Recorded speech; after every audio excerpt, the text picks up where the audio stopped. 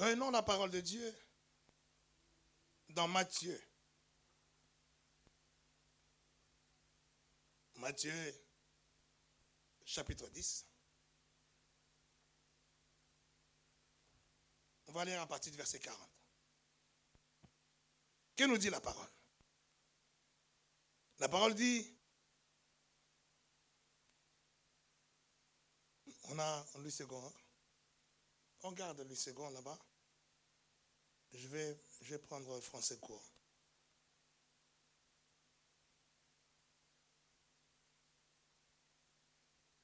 J'aime bien prendre deux traductions différentes. Ça complète la compréhension.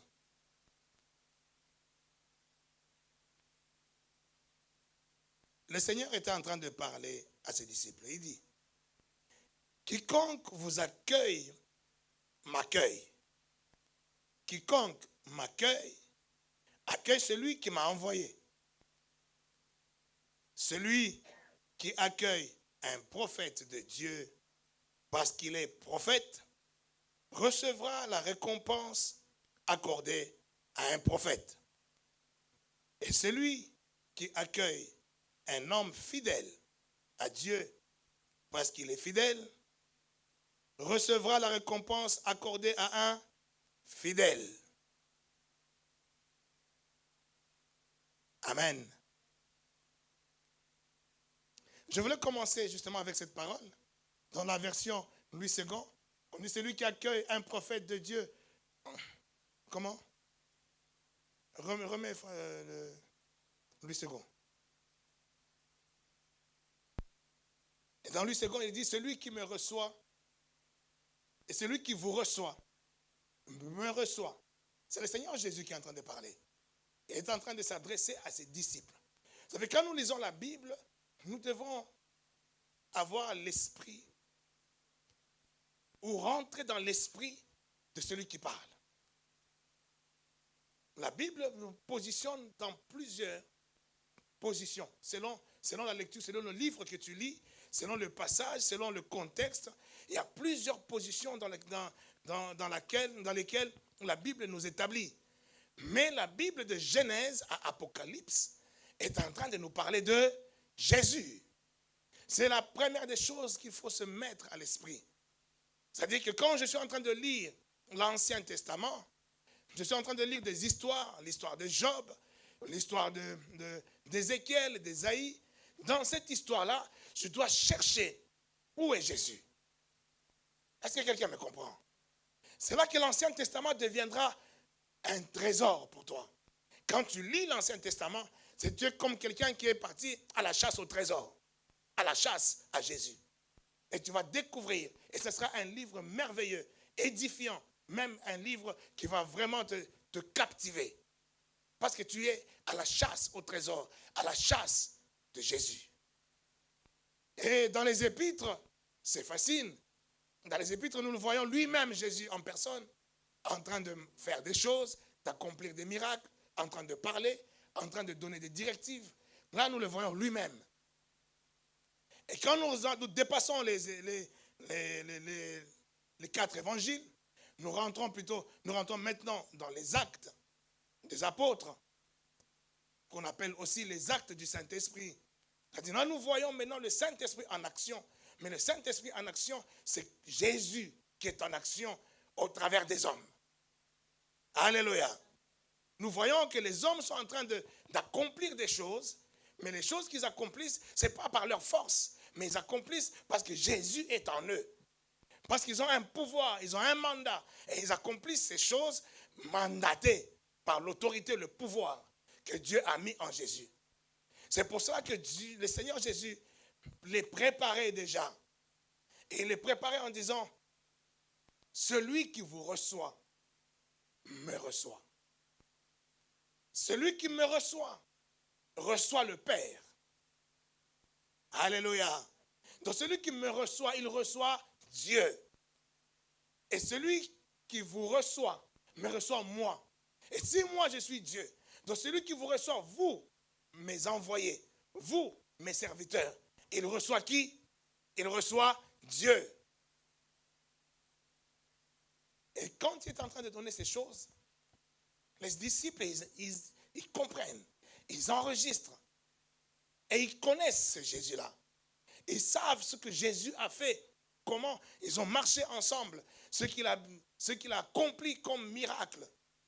Ils reconnaissent en lui le pouvoir, l'autorité qu'il avait sur les démons, sur le vent, sur l'eau, sur les tempêtes, sur la maladie, sur toutes les choses possibles. Et ils reconnaissent ce qu'il avait. Et maintenant, et pour qu'eux aussi ils puissent accomplir ce que nous voyons dans les actes des apôtres, les choses qu'ils ont accomplies, il a fallu qu'ils puissent être conscients dans leur esprit, dans leur âme, dans leur intelligence, qu'ils soient conscients que nous avons été envoyés par cet homme-là qui a fait beaucoup de miracles. Cet homme-là qui avait une autorité, pas une autorité des hommes, mais une autorité divine.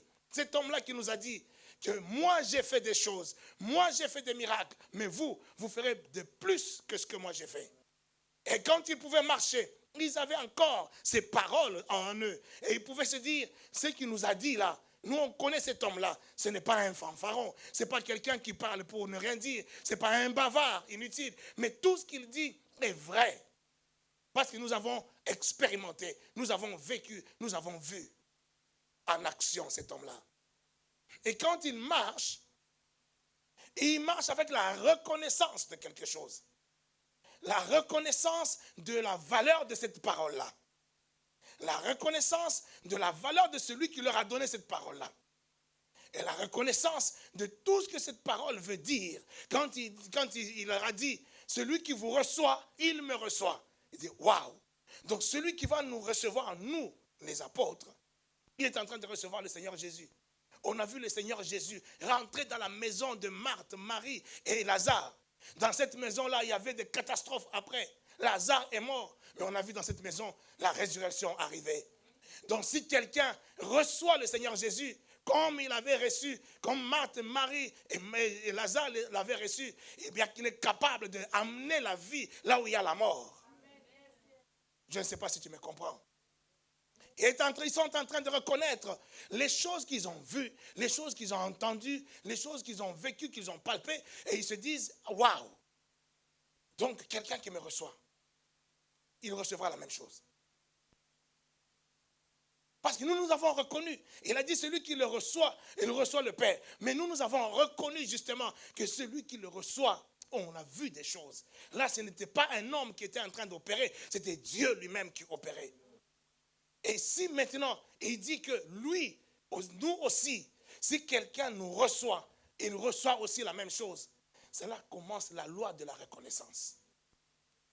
La loi de la reconnaissance, ça veut dire tout simplement que la chose que tu reconnais à sa juste valeur, c'est alors que tu pourras jouir de la valeur de la chose. Si tu ne reconnais pas quelque chose à sa juste valeur, elle ne pourra pas être une bénédiction pour toi. Quand tu viens à l'église, tu reconnais quoi en venant à l'église? Tu reconnais l'église comme étant tout simplement, je vais dans une école, on va nous enseigner, et puis ça suffit. Mais quand tu vas à l'école, c'est pareil. Il y a des enseignements qu'on te donne à l'école. Et si tu reconnais l'église comme l'école, on va t'enseigner. Tu ne pourras pas bénéficier de toutes les choses que Dieu a établies dans l'église. Est-ce que quelqu'un me comprend? Quand Dieu parle, Dieu a établi des catégories de personnes ou des catégories de création. Il a créé les animaux, il a créé les plantes, les pierres, il a créé des choses figées, il a créé les hommes, il a créé Adam et Ève. Toutes ces créations, ce sont des catégories. Quand Dieu parle, il parle à une catégorie. S'il parle au serpent, il sait que je suis en train de parler à Satan. Et pendant que je parle à Satan, tout ce que je dis à Satan ne concerne pas les plantes. Ce que je parle au serpent, ce n'est pas au serpent en tant qu'animal. Je suis en train de parler à l'esprit qui est derrière l'animal. Et cet esprit-là m'entend, je m'adresse à cet esprit, je ne parle pas aux animaux. Et quand je parle aux disciples, c'est une catégorie de personnes que j'ai établie. Une catégorie de personnes que j'ai créées. et que j'ai mandaté, que j'ai équipé, quand je parle aux disciples, je ne parle pas à tout le monde. Non, tu n'as pas compris encore. Quand Dieu parle, j'avais dit premièrement, il faudra que tu saisisses dans ce qu'il dit, que tu comprennes, que surtout dans l'Ancien Testament, que tu réalises que je suis à la recherche de Jésus. Parce que tout est en train de parler d'eux. Quand tu vois le tabernacle, on a dit dans le tabernacle, il y avait des choses qui étaient mises dans le coffre. Dans ce coffre-là, qui était couvert et par-dessus, il y avait une cuve d'airain dans laquelle on versait le sang des boucs ou des moutons pour expier nos péchés. Toutes ces choses-là, quand tu vois ce tabernacle, recherche Jésus. Tu dois comprendre, c'est Jésus qui est là. Et là, c'est là que tu comprendras que dans le coffre-là, qui représentait Dieu, dans ce coffre-là, qui était trimballé par les enfants d'Israël, partout, pourquoi on a mis dans ce coffre-là certaines choses? Pourquoi on n'a pas mis d'autres, ou je ne sais pas, on n'a pas mis tout ce qu'on veut? On a mis des choses précises dans ce coffre-là. On y a mis la verge d'Aaron. Pourquoi on a mis la verge d'Aaron? Pourquoi on n'a pas mis n'importe quelle verge? Pourquoi on n'a pas mis la verge de Moïse? Pourquoi on n'a pas mis le bâton de Moïse là-dedans? Pourquoi on a mis seulement la verge d'Aaron? On y a mis la manne. La manne qui tombait, qui était la nourriture que Dieu donnait aux enfants de Dieu. Pourquoi on y a mis la manne? Pourquoi on n'a pas mis autre chose? Pourquoi on n'a pas mis les cailles? Les cailles qui tombaient aussi et que les gens pouvaient manger dans le désert. Pourquoi on n'a pas mis? On a mis aussi, à part la manne, à part la verge, on a mis quoi encore? On a mis les tables des 10 commandements. Alléluia. Mais toutes ces choses, si tu cherches Jésus, c'est là que tu comprendras facilement. Tu auras même la révélation facile. Parce que tu te dis, je suis en train de chercher Jésus. Et qu'est-ce que cela représente? En quoi ce coffre-là, en quoi tout cet ensemble de choses-là représente Jésus? La verge qui devait fleurir représente la rébellion des enfants d'Israël qui se sont rebellés, pas eux-mêmes quand ils se sont rebellés, ils ne se disaient pas qu'ils se rebellent contre Dieu. Eux, ils se disaient, on se rebelle contre Aaron. Aaron était celui qui était mandaté comme prophète de Moïse. Quand Dieu a dit à Moïse, Moïse, je t'établis comme Dieu et Aaron ton prophète.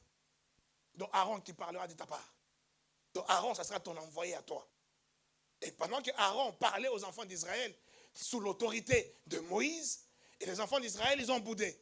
Ils disent, mais attends, toi tu te prends pour qui? Nous aussi, on a des verges. Nous, on est des Lévitiques. On est les fils de Lévi. On est les fils de ceci. Nous aussi, on a les verges. Nous aussi, on est des responsables. Toi, tu te prends pour qui? Alors, tellement qu'il y avait discussion. On a discuté l'autorité de l'envoyé de Dieu. Est-ce que vous comprenez? L'autorité de l'envoyé de Dieu. C'est Moïse qui était envoyé de Dieu. Et Moïse, lui, il a envoyé Aaron. Maintenant, on a discuté l'autorité de Aaron. Et quand on a discuté cette autorité, finalement, pour couper court, Aaron a dit, bon, si on se dispute l'autorité, voyons maintenant, entre moi et vous, c'est qui a l'autorité? Vous dites tout le monde, vous avez tous la verge. J'ai ma verge, chacun a sa verge. Maintenant, on va mettre la verge là. Celle qui va fleurir, une verge, c'est une branche qui a été coupée, qu'on va poser. Chacun a sa branche coupée. Un arbre qui est coupé ne peut plus fleurir. Alléluia.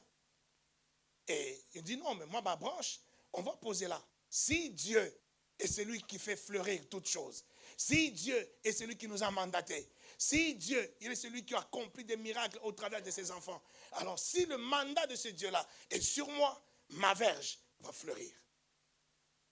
Si le mandat de ce Dieu-là est sur vous, votre verge va fleurir, bien qu'elle soit coupée, bien qu'il n'y a plus, mais elle va fleurir. C'est comme ça qu'ils ont posé des verges. Et les verges de tout le monde avaient fané. Mais la verge d'Aaron a fleuri.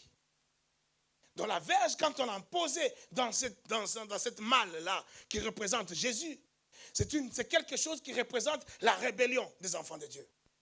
La rébellion contre qui? Contre l'envoyé de Dieu. Est-ce que vous me saisissez?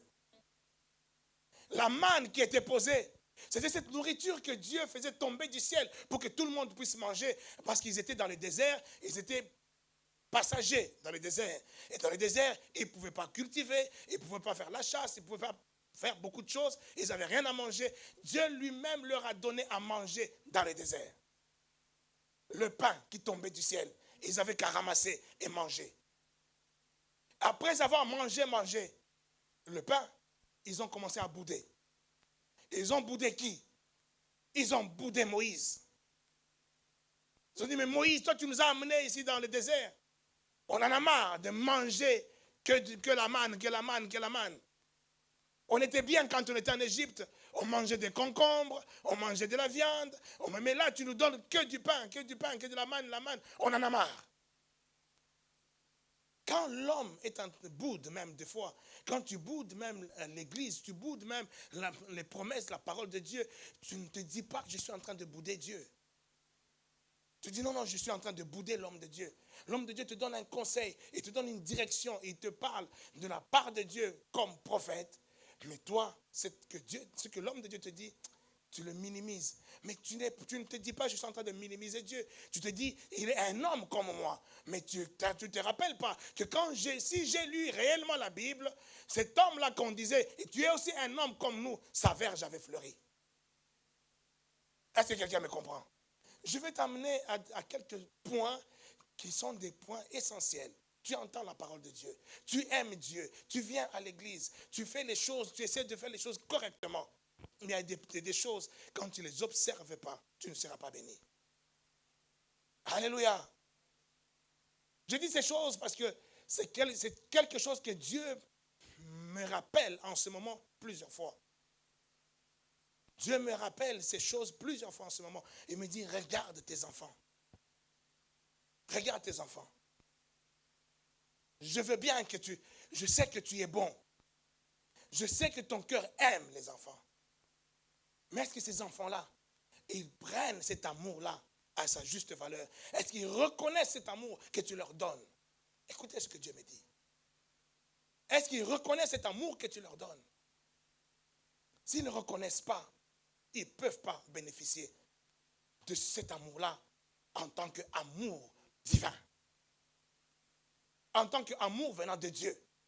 Ils ne peuvent pas en bénéficier parce qu'ils ne reconnaissent pas. Ils sont en train de reconnaître en toi l'amour d'un père charnel. L'amour d'un père biologique. L'amour d'un père adoptif. Alléluia. Et Dieu me dit, maintenant, prends, corrige ça.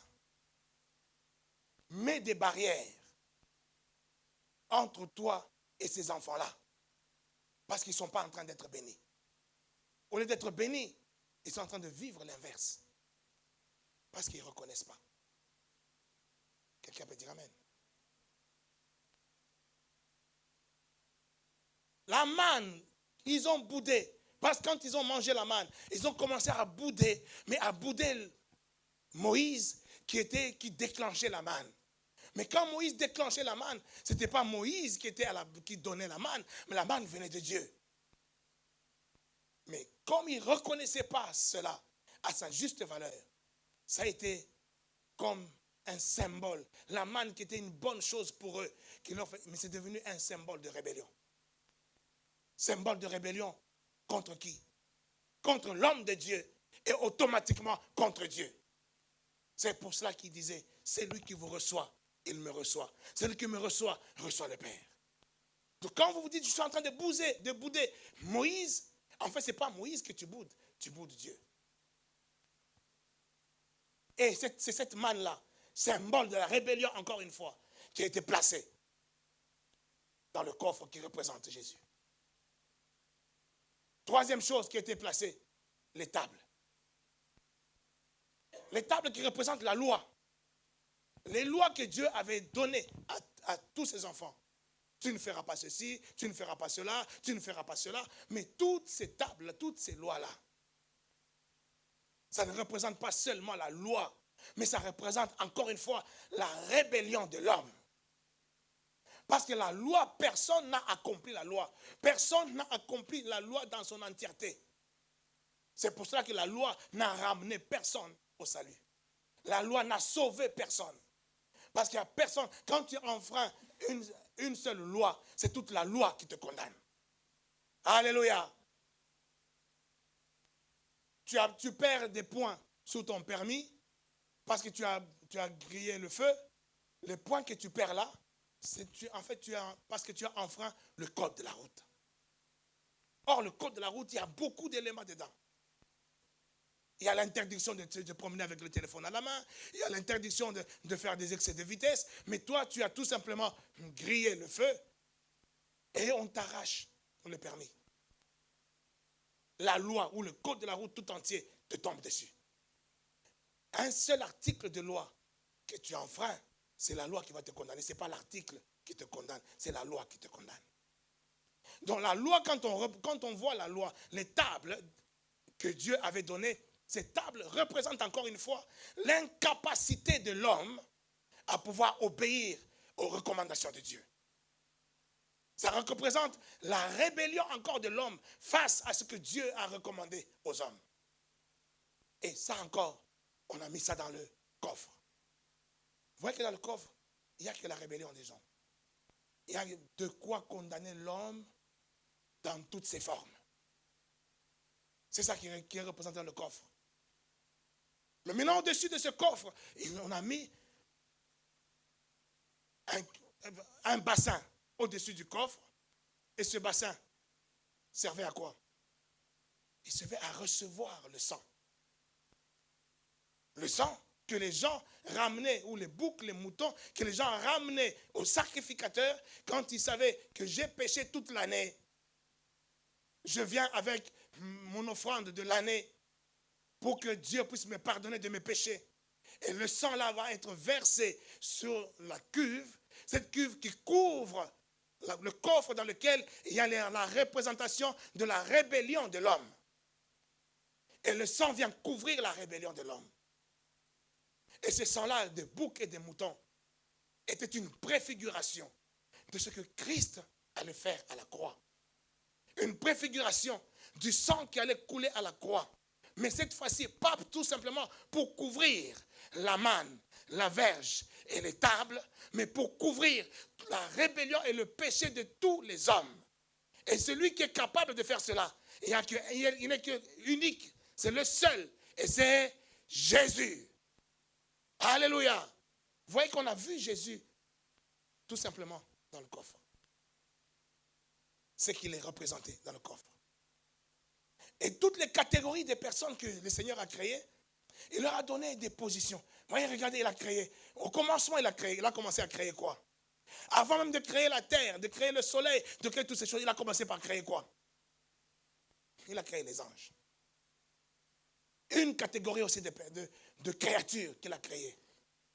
Quand il a créé les anges, les choses qu'il pouvait dire aux anges, est-ce que ce sont les mêmes choses qu'il pouvait dire aux hommes?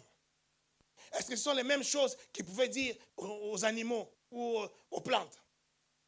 Chaque catégorie, Dieu le considère dans ce qu'il a créé, dans les capacités, dans les buts, dans les voies qu'il a créées pour ces catégories-là. Quand Dieu parle aux enfants d'Israël, il n'est pas en train de parler à l'Égypte. Est-ce que vous me comprenez? Les choses qu'il dit aux enfants d'Israël ne concernent pas les Égyptiens. Les choses qu'il dit à Pharaon ne concernent pas les enfants d'Israël. Les choses qu'il dit aux enfants d'Israël ne concernent pas l'Église aujourd'hui. Chaque population que Dieu a créée, il les a créées avec une particularité. Et quand il s'adresse à une population, il ne s'adresse pas automatiquement à d'autres populations. Et parmi l'Église, il a créé, il a établi des serviteurs. Et quand il s'adresse à ces serviteurs, il ne s'adresse pas à toute l'Église. Est-ce que vous me comprenez? Et là, on voit qu'il est en train de parler à une catégorie des gens de l'Église. Il est en train de parler à des serviteurs. Et de celui qui vous reçoit. Vous allez voir que déjà, avant cela, il est en train de leur dire je vous envoie, allez, ne rentrez pas dans telle maison. Ne rentrez pas dans les maisons des païens, par exemple. Parce que là, c'était des juifs. C'était une autre dispensation. Mais une dispensation encore qui préfigurait ce que nous sommes aujourd'hui. Il leur dit, ne rentrez pas dans les maisons des païens. Allez plutôt dans les maisons des brebis perdues d'Israël. Amen. Donc il leur donne quelque chose de précis. Il dit, ce que je vous donne là, ce n'est pas quelque chose à aller donner à n'importe qui. Ça ne concerne pas les païens. Ça concerne une catégorie de personnes. Parce que vous aussi, vous êtes une catégorie de personnes. Et quand ils ont entendu, il dit, maintenant dans les maisons où vous allez rentrer, dans les maisons des brebis perdues d'Israël, c'est-à-dire des enfants d'Israël. Dans leur maison, ces enfants d'Israël-là, s'ils vous reçoivent, c'est moi qu'ils reçoivent. S'ils me reçoivent avec vous, c'est le Père qu'ils reçoivent. Est-ce que vous comprenez cela? Je dis bien, il leur a donné. C'est juste un peu avant. Tu as trouvé ça? Non, n'entrez pas dans n'importe quelle maison.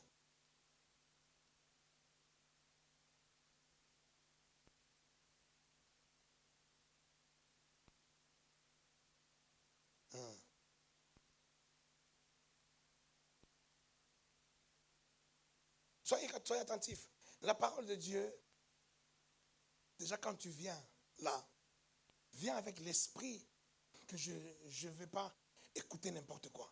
Je ne vais pas écouter un discours d'un monsieur là qui parlait bien. Et ce monsieur là, quand il parle, waouh, vraiment, il est éloquent et tout ça. Non, je veux bien que tu m'acclames pour ça. Mais tu ne viens pas écouter un monsieur éloquent. Il faut que tu saches qui tu viens écouter. Qu'est-ce que tu viens recevoir quand tu viens à l'église? C'est la reconnaissance de ce que tu sais, ce que tu viens recevoir qui te bénira. Si tu viens recevoir un monsieur éloquent, mais tu auras la bénédiction de ce monsieur éloquent. Alléluia. Et la bénédiction de ce monsieur éloquent n'est pas grand-chose, je peux te le dire. Ah, ça, je peux te le dire. Il n'y a pas grand-chose. Si tu veux prendre mon mouchoir, je te le donne. Ma veste, déjà, j'y tiens. Ouais, non, je te donnerai déjà pas ma veste. Non, ce monsieur éloquent n'a pas grand-chose à te donner. Mais si tu considères que tu ne viens pas voir un monsieur éloquent, tu es venu voir un mandaté. Tu es venu voir celui qui a la cruche d'eau. Tu es venu voir celui qui a l'autorité de Jésus-Christ. Tu as trouvé? Il a pris les 12. Tels sont les 12 que Jésus envoya après leur avoir donné les instructions suivantes. N'allez pas vers les... Vous voyez qu'il s'agit des 12. Les 12 qui représentent les disciples, les envoyés, les apôtres. Apôtres qui veut dire envoyés. Les envoyés du Seigneur. Ceux que le Seigneur a choisi lui-même et qu'il a envoyés pour une mission particulière. Et c'est à ces 12 qu'il est en train de s'adresser. Et il ne s'adresse pas à la Samarie, il ne s'adresse pas à tous les Juifs, mais il s'adresse à la catégorie de ses envoyés. Il dit, n'allez pas vers les païens et n'entrez pas dans les villes des Samaritains. C'est-à-dire aujourd'hui, bien-aimés dans le Seigneur, si je vais vers un païen, quelqu'un qui ne reconnaît pas Dieu comme Dieu, quelqu'un qui ne reconnaît pas Jésus comme Dieu, c'est quelqu'un qui s'en fout de l'évangile, je vais vers lui. Mais cet homme-là ne me reconnaîtra pas comme envoyé de Dieu. Est-ce que vous êtes d'accord avec moi? Il ne me reconnaîtra pas comme prophète. Il ne me reconnaîtra pas comme quelqu'un qui est mandaté, qui est oint par Dieu. Il va me reconnaître comme, oh, c'est M. Shimba. Oui, je le connais bien, lui. On a grandi ensemble. Est-ce que quelqu'un me comprend? Donc ça, ce n'est pas un problème. Donc ça dit quand je vais vers les païens, les gens qui ne sont pas chrétiens, ce n'est pas un problème s'ils ne me reconnaissent pas en tant que prophète. Ce n'est pas un problème s'ils ne me reconnaissent pas en tant qu'envoyé de Dieu. Ce n'est pas un problème ça. Mais si je vais vers, mets le verset d'après, Allez plutôt vers les brebis perdues de la maison d'Israël. Donc si je vais dans la maison d'Israël, je vais dans la vie de ceux qui sont déjà chrétiens, ceux qui sont déjà enfants de Dieu, ceux qui font partie de la maison de Dieu. Si je viens vers vous, c'est différent de quand je vais vers les païens. Je veux que l'Église saisisse. Un païen peut me minimiser. Ce n'est pas un problème. Mais vous, qui êtes de la maison d'Israël, vous qui êtes des enfants de Dieu, vous qui êtes Église, c'est vous qui êtes représentés par la maison d'Israël. C'est lui maintenant qui vous reçoit. Parlant de qui? Parlant de vous, Église. Parlant de vous, enfants de Dieu. Dites quand même Amen. Ça vous dérange? Vous qui êtes enfants de Dieu, vous qui êtes Église, c'est lui qui me reçoit. Ou c'est lui plutôt qui vous reçoit. Il me reçoit. Oh. C'est lui qui me reçoit. Reçois-le. Donc l'Église, quand tu es en face d'un homme de Dieu, tu dois le recevoir. Tu dois le prendre en tant qu'homme de Dieu. En tant qu'envoyé de Dieu.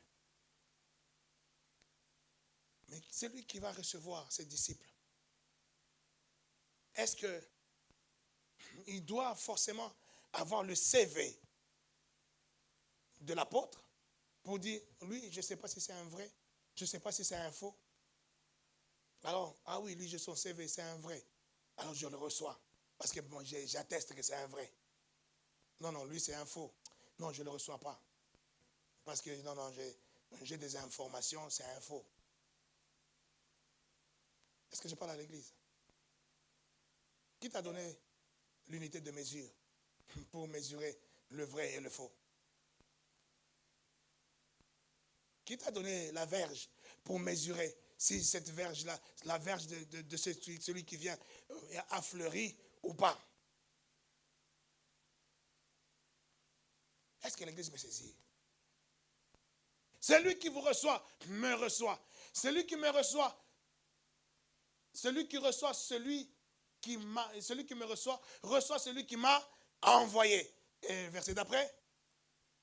Celui qui reçoit un prophète en qualité de prophète, il recevra une récompense de prophète. Et c'est là qu'en verset en français courant, il dit celui qui accueille un prophète de Dieu parce qu'il est prophète, recevra la récompense accordée à un prophète. Et celui qui reçoit ou celui qui accueille un homme fidèle à Dieu parce qu'il est fidèle, recevra la récompense accordée à un fidèle. Les églises peuvent dire Amen. Il est en train de nous expliquer simplement la loi de la reconnaissance. Est-ce que tu reconnais l'homme que tu accueilles, l'homme qui est devant toi, l'homme qui te parle, l'homme qui te prêche, l'homme qui prie pour toi? Est-ce que tu le reconnais comme quelqu'un qui est envoyé, mandaté par Dieu comme un dispensateur des oracles de Dieu, un dispensateur des mystères de Dieu? Est-ce que tu le reconnais comme tel? C'est alors que tu recevras les mystères de Dieu. C'est alors que tu recevras les oracles de Dieu. C'est alors que tu recevras la puissance qui est avec lui au travers de ceux qui le représentaient. Mais si tu le reconnais comme un fidèle, comme toi, fidèle comme moi, juste comme moi, chrétien comme moi, mais tu recevras la bénédiction du chrétien. Alléluia. Alléluia. Tu recevras la bénédiction du chrétien. Et c'est quoi la bénédiction du chrétien? La bénédiction du chrétien, c'est tout simplement ce que moi je peux te donner Et je ne peux te donner que ce que... Je ne peux te donner que ce que j'ai. Mais je suis chrétien, j'ai quoi? J'ai Jésus. Mais toi aussi tu as Jésus. Oh. Je peux te donner quoi? La bénédiction. Mais toi aussi tu es béni au même titre que moi. Nous avons tous été bénis en Jésus-Christ. Nous avons été tous bénis dans les lieux célestes de toutes sortes de bénédictions. Et toi et moi, en tant que chrétien, en tant que fidèle. Maintenant, toi, tu me reçois en tant que ce fidèle-là, ou tu me reçois en tant que prophète. En tant que prophète, j'ai quelque chose de supérieur, quelque chose au-delà d'un chrétien. J'ai quelque chose qui ne m'appartient pas. J'ai quelque chose qui t'appartient. Est-ce que quelqu'un me saisit? J'ai quelque chose qui t'appartient. Élie pouvait dire à Élisée, Élisée dit Élie dit à Élisée, tu veux quoi? Qu'est-ce que tu veux que je te donne? Il dit, donne-moi la double portion. La double portion de ton onction. Élie lui dit, ce que tu me demandes est difficile. Alléluia. Alléluia. Mais Élisée reconnaissait en Élie pas simplement un homme comme lui, pas simplement un Israélite comme lui, pas simplement un enfant de la famille d'Israël comme lui, pas simplement un serviteur de Dieu comme lui, mais reconnaissait en lui un père. Et reconnaissait en lui une source. Père, qui veut dire en hébreu source, Abba, qui veut dire source, qui ne dit pas seulement papa, mais qui veut dire source. Alléluia. Quand tu vois la source d'une... Par exemple, chez nous au Congo, on a le fleuve Congo. Quand tu vois la source du fleuve Congo, tu vas dire, ah, c'est ça qui fait le fleuve. Tu vas voir un petit filin d'eau comme ça là, qui sort de terre, un petit filin d'eau, tu es là, tu peux me traverser ça, tu traverses, tu vas de l'autre côté, tu dis, ah, tu traverses, tu vas de ce côté-là. Mais c'est ce petit filin d'eau-là qui fait le grand fleuve. Ce grand fleuve qui a apporté même des barrages électriques, des barrages capables d'alimenter même toute l'Afrique. Ça vient, ce grand fleuve-là commence par ces petites sources-là. De rien du tout. Est-ce que vous comprenez ça? Donc ça paraît rien. Mais c'est ça qui a engendré tout ce grand fleuve. Quand tu rentres, il y a des endroits dans le fleuve où tu rentres, même tu es en bateau. Si tu n'as pas l'habitude de l'eau, tu vas flipper. Tu vas flipper, tu vas te dire, mais pourquoi je me suis embarqué là-dedans? Tu regardes à gauche, tu regardes à droite, tu ne vois rien. Tu vas de l'autre côté, tu ne vois pas le bout. De ce côté, tu ne vois pas le bout. À gauche, tu ne vois pas. Tu dis, mais et puis tu vois, ça bouge, ça bouge. Tu dis, mais attends, il suffit simplement que je tombe, je ne sais même pas nager. Tu vas flipper. Mais ça a commencé où? Une petite source. Celui qui me reçoit la source. Celui qui reçoit l'envoyé de Dieu, celui qui reçoit le prophète, celui qui reçoit l'apôtre, celui qui reçoit le pasteur, celui qui reçoit l'évangéliste, celui qui reçoit le docteur, il reçoit la source. Et cette source va te rendre riche. Cette source va te rendre béni. Cette source va te rendre prospère. Cette source va te rendre guéri. Cette source va te rendre toutes les bénédictions que le Père a préparées pour toi. Ça vient de la source.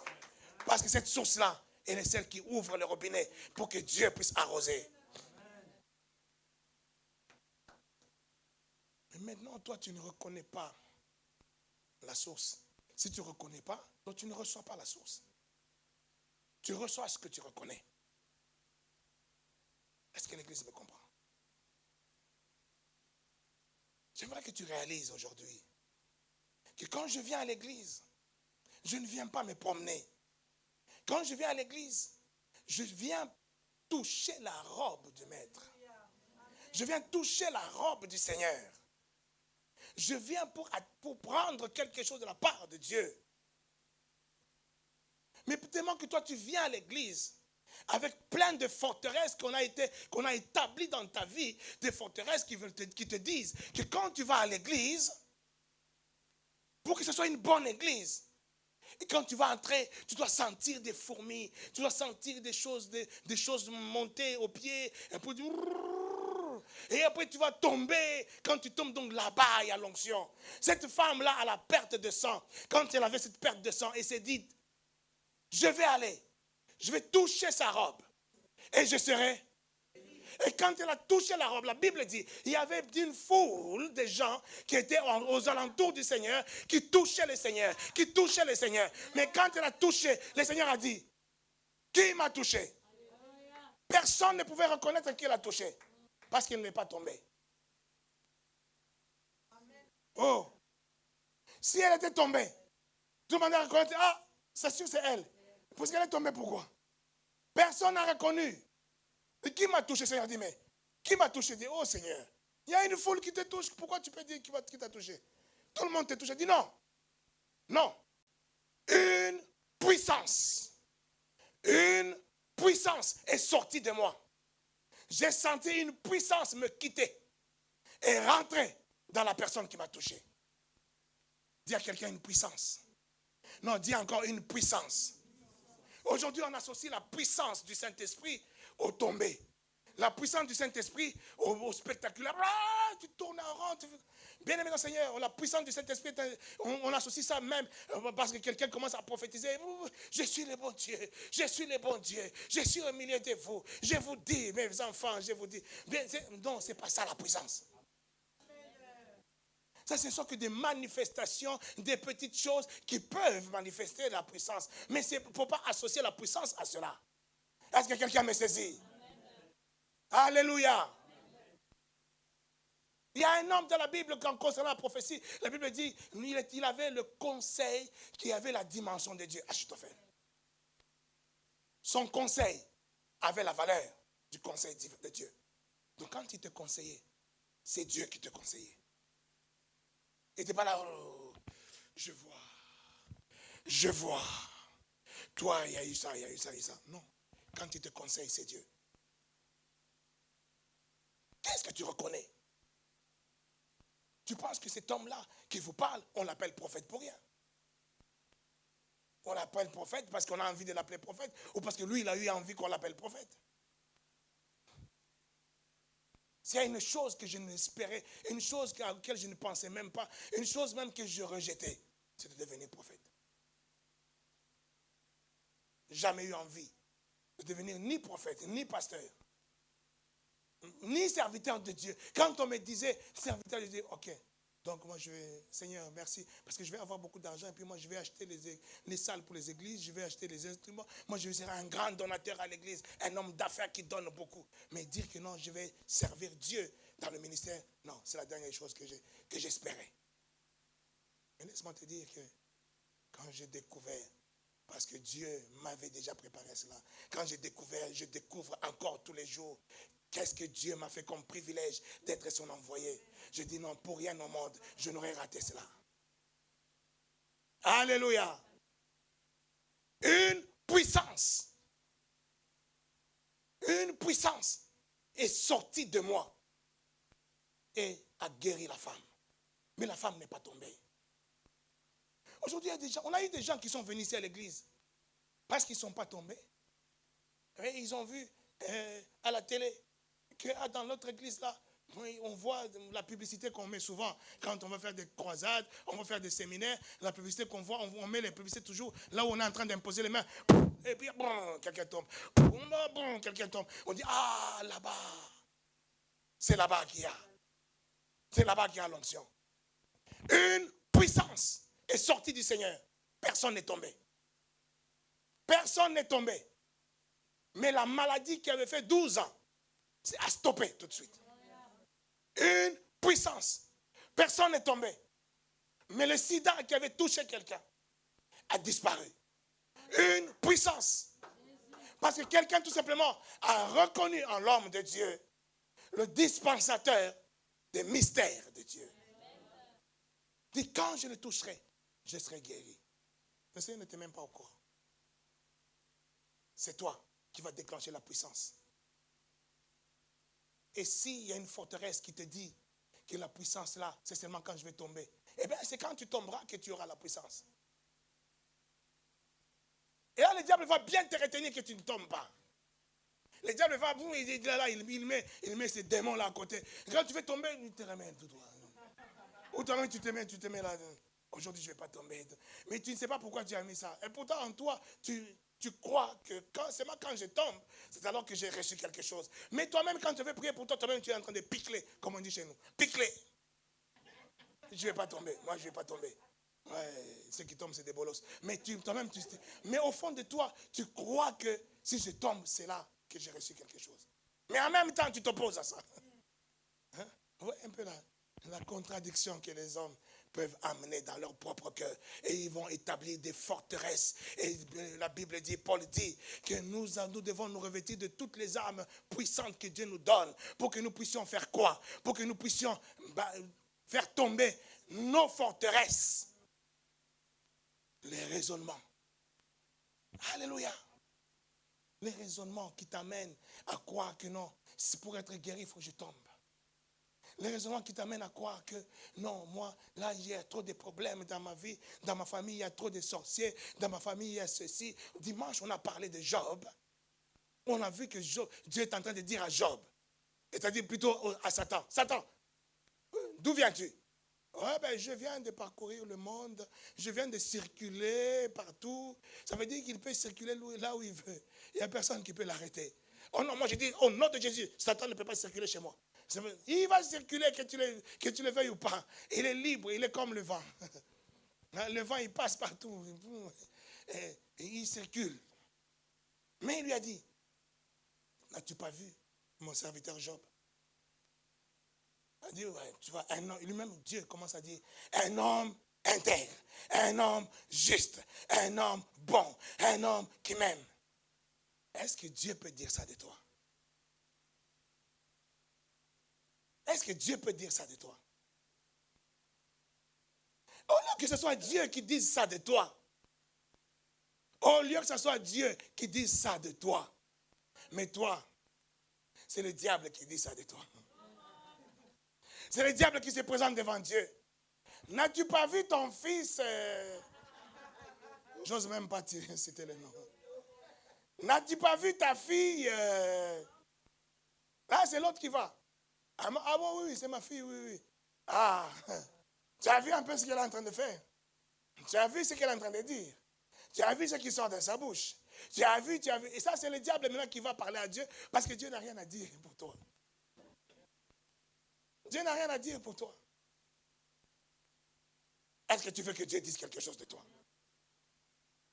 Est-ce que tu veux que Dieu dise quelque chose de toi? Et quand il a dit, bon, c'est parce que Dieu était sûr. Il dit, ce Job-là, cet homme-là, je peux miser tout un cheval sur lui. Et plus que ça. Et quand il dit ça, et maintenant, Satan, qu'est-ce qu'il lui répond? Il dit, ah, mais il est comme ça, pourquoi? Parce que tu le protèges. Parce que tu le protèges. Ça veut dire quoi? Le diable est en train d'avouer sa faiblesse. Il est en train d'avouer son incapacité. Il est en train d'avouer ses limites. Et il est en train de dire, moi j'ai mes limites. S'il y a un enfant qui est protégé, je ne peux pas le toucher. S'il y a un enfant qui est béni, je ne peux pas le maudire. S'il y a un enfant qui a la grâce, je ne peux rien contre. Est-ce que quelqu'un saisit cela? Alléluia. Est-ce que je parle à quelqu'un qui est béni? Est-ce que je parle à quelqu'un qui est protégé? Est-ce que je parle à quelqu'un qui est en Jésus? Parce qu'en Jésus, tu es protégé. En Jésus, tu es béni. En Jésus, tu es mis à part. Et le diable ne peut rien contre toi.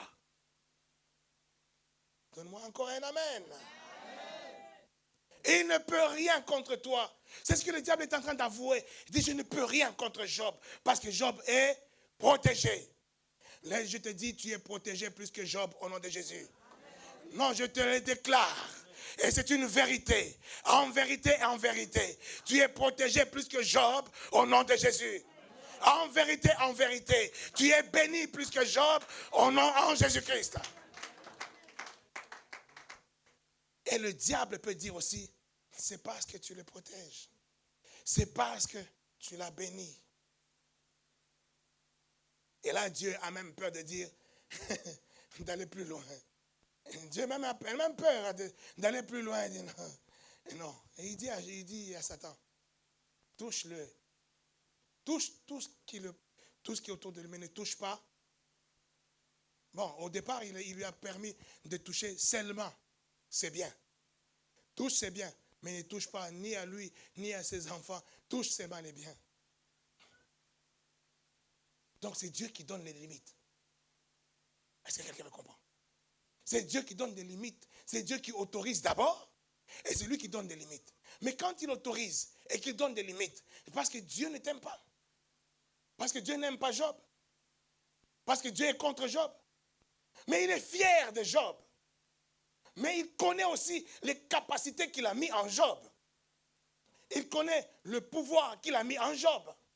C'est pour ça qu'il dit touche, mais ne touche pas plus loin que ça. Parce que c'est là où j'ai mis les limites. C'est là où j'ai mis les capacités. Je suis sûr à 100% que si tu touches à son mariage, si tu touches à son travail, s'il se retrouve au chômage, s'il se retrouve seul, sans mariage, divorcé, s'il se retrouve de manque d'argent, complètement démuni, dépouillé et pauvre, il se retrouve tout ça, mais il ne me réunira pas. Il ne me réunira pas. Alléluia. C'est ce que Dieu dit de quelqu'un ce soir. Est-ce que Dieu peut dire ça de toi ce soir? Est-ce que Dieu peut dire ça de toi qui nous suis au travers des médias? Touche à tout. Je sais qu'il ne va pas me régner. Mais toi, dès que papa, je ne comprends pas. En ce moment, je ne comprends pas. Moi, Dieu, je ne sais pas. Dieu, c'est comme si Dieu ne me voit pas. C'est comme si Dieu ne m'écoute pas. C'est comme si qu'est-ce que j'ai fait à Dieu? Qu'est-ce que j'ai fait à Dieu? Est-ce que moi, je ne fais pas les péchés que tout le monde fait? Mais pourquoi seulement moi? Pourquoi tout le monde fait les mêmes péchés, mais pourquoi seulement moi?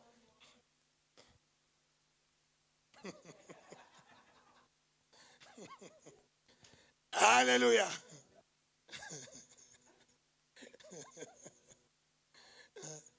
Pourquoi seulement moi?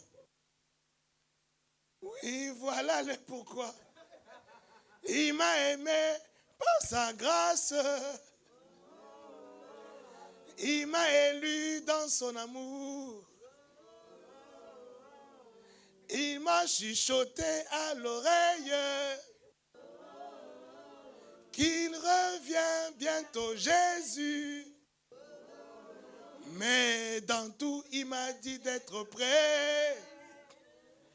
Mais dans tout, il m'a dit d'être prêt. Quand les hommes s'enivrent et commettent des péchés, il m'a dit, fils, cette génération ne passera pas. Quand les hommes cherchent encore le mariage, il m'a dit, fils, toi, cherche le royaume. C'est là qu'il y a tout. C'est là qu'il y a tout. Tout est dans le royaume de Dieu. Sois concentré, fixé sur le royaume de Dieu. Le mariage te suivra. L'argent te suivra.